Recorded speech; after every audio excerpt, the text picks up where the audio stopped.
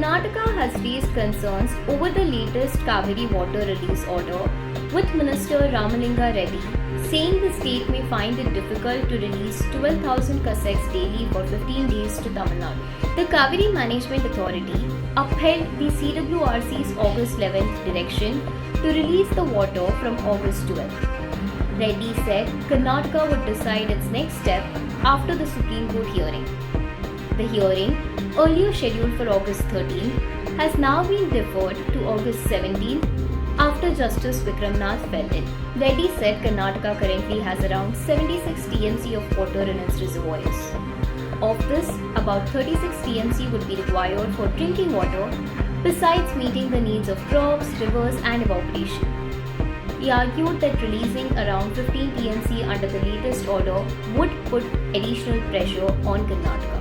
Reddy said the earlier direction to release 3,500 cassettes a day for 15 days was somewhat manageable, but described the latest order as too costly for Karnataka. He also said the state's groundwater situation was poor and even borewells dug to 800 to 1,000 feet often fail to find water. The dispute has also triggered protest in Mysuru and Mandya. Farmers blocked the Bengaluru-Mysuru highway while Karnataka Rajya Rayata Sangha members protested outside the Command Area Development Authority office in Mysuru. The protests come amid the wider dispute over water for farmers in the Kaveri Delta.